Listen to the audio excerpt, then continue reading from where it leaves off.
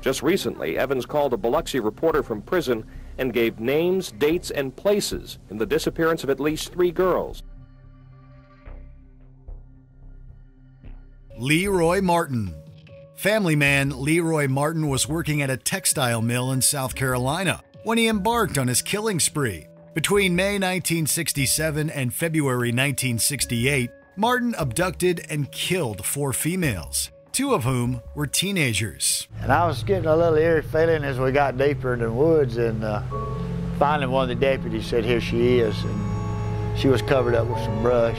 Martin became known as the Gaffney Strangler, Gaffney being the small town in which the killings occurred. You tell the sheriff his boys better catch me real soon, or I'm gonna take me another one.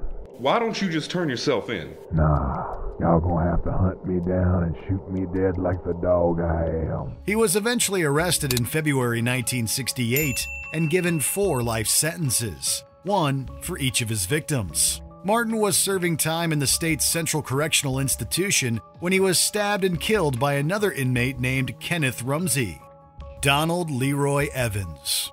We don't know much about the crimes of Donald Leroy Evans. What we do know is that his killings occurred between 1985 and 1991, the latter year being when he was finally arrested. Evans targeted people at parks and public rest stops, and he has been officially linked to 3 deaths. However, he later confessed to killing over 70 people throughout the country. While claims like this are often taken with a grain of salt, authorities were able to link his information to various cold cases, which lends credibility to his confession. Although many people are skeptical of Evans' claims, they are now listening to him. Just recently, Evans called a Biloxi reporter from prison and gave names, dates, and places in the disappearance of at least 3 girls. Evans was given the death penalty in Mississippi, but he was stabbed to death by another inmate before he could be executed. Edwin Kaprat. This man has the somewhat bizarre moniker, the Granny Killer, owing to the advanced ages of his victims. Edwin Kaprat killed 6 people between 1991 and 1993. He would often harass elderly individuals with threatening phone calls and commit acts of arson. Some of his victims were found beaten to death, with some subsequently consumed by the fires that he'd started. Kaprat was eventually arrested and confessed to the killings, leading to a conviction of first-degree murder. While on death row at Florida State Prison, both Kaprat and a man named Charles Street were stabbed to death by inmates Mario Lara and Rigoberto Sanchez Velasco. Roger Kibbe. This furniture salesman and novice skydiver terrorized the Sacramento area for 10 years between 1977 and 1987. In that time, Roger Kibbe would often prowl California's Interstate 5, leading to his nickname, the I-5 Strangler. During his reign of terror, any woman driving I-5 at night was warned to be extra cautious. Kibbe would often kidnap his victims near the freeway, bind them with parachute cord, and duct tape their mouths closed. He would then assault his victims before strangling them with the cord. It's believed that Kibbe killed at least 8 people, and he was eventually arrested and given life in prison. Kibbe's crimes came back to haunt him, as he was strangled to death by his prison cellmate on February 28, 2021. Yeah, shock from victims' families tonight, guys. Those who were directly impacted by Roger Kibbe and his serial slayings. But some of these families tonight are saying his death comes 35 years too late. Charles Schmidt. The Pied Piper of Tucson was initially on a good path. He was a talented athlete, had many friends and girlfriends, and was reportedly very personable. National media pounced, including Playboy and Life magazine, all to see the man, the murderer, with a personality bigger than life. However, he eventually dropped out of high school after getting suspended and became a repeat killer. He's known to have killed at least 3 people, possibly 4. 2 of Schmidt's victims were his girlfriend and her sister, both of whom were strangled to death. It was May 31st, 1964, when Schmidt decided to fulfill a long-time desire to see what it would feel like to kill. Schmidt was serving 50 years in prison when he was stabbed 47 times on March 10, 1975. The attack didn't kill Schmidt outright, but it left him with devastating injuries. He survived nearly 3 weeks, but eventually succumbed to his wounds on March 30th. Whitey Bulger. More than a killer, Whitey Bulger was a crime boss who ran the Winter Hill Gang of Massachusetts. At the age of 14, Bulger had his first brush with the law, arrested and setting up a lifetime of being on the wrong side of the law. As part of the Irish mob, the Winter Hill Gang, and Bulger, by extension, partook in all manner of organized crime, including racketeering, money laundering, and trafficking. And yes, homicide. At one point, Bulger was the FBI's second most wanted fugitive, only behind Osama bin Laden. Bulger's old associate Kevin Weeks became a cooperating witness and testified against Bulger, leading to a conviction for numerous homicides, among a laundry list of other serious crimes. Whitey Bulger was found guilty on 31 counts, including both racketeering charges, and was found to have been involved in 11 murders. Shortly after arriving at the United States Penitentiary in Hazleton, West Virginia, Bulger was viciously beaten to death by a number of his fellow inmates. Bulger is the third prisoner killed at that facility just this year. Donald Harvey. The true number of victims ascribed to Donald Harvey is unknown.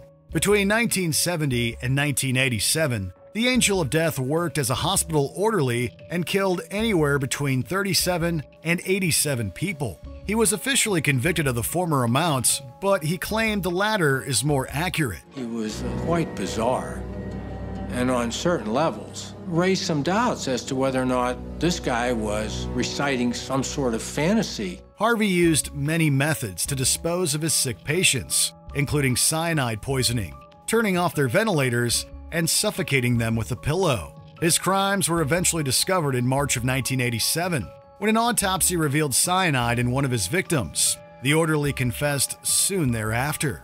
On March 28, 2017, Harvey was severely beaten by another inmate named James Elliott and died 2 days later. He placed himself in that position. I really don't have much compassion for him. He's, I said back then, and I'd say today, if he ever had gotten out, he would have continued to kill people. Richard Lobe. Criminal duo Nathan Leopold and Richard Lobe hoped to devise, enact, and get away with the perfect crime. Wealthy, well-educated teenagers who had done it, they said, for the sheer thrill.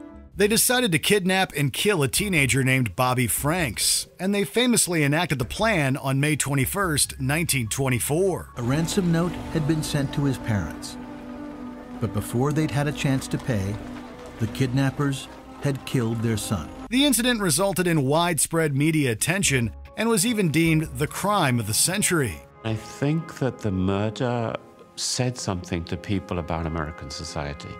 This was seen as a culmination of trends that were dangerous, that were immoral. But Leopold and Lobe did not devise the perfect crime. They spent 7 months planning the attack, but it took investigators just over a week to figure it out. Leopold and Lobe confessed to the crime, and both were sentenced to life in prison. Leopold was released in 1958, but Lobe was killed by a fellow inmate named James Day on January 28, 1936. Albert DeSalvo.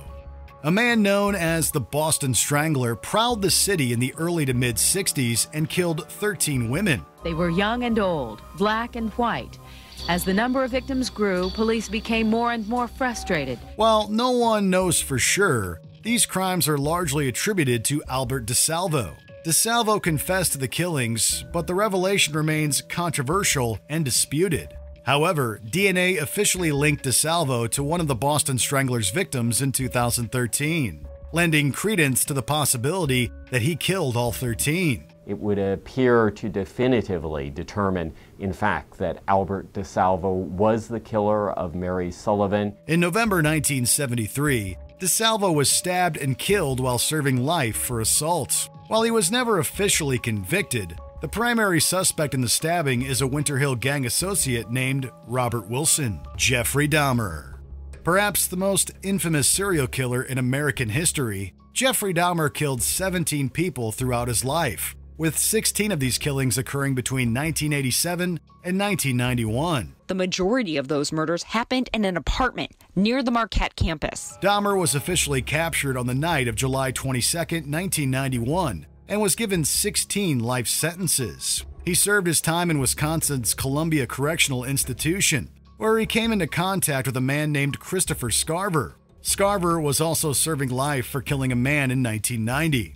On November 28, 1994, Dahmer was cleaning the prison gym with Scarver when Scarver bludgeoned him with a metal bar. To many, including Dahmer's own attorney, it comes as little surprise. I wasn't shocked because I thought that Jeffrey Dahmer would end up this way. He succumbed to his injuries soon after, and Scarver told a prison guard that God had given him the mission to kill Dahmer. At his first court appearance, Scarver entered the courtroom singing. Rain or shine, sharing your dreams.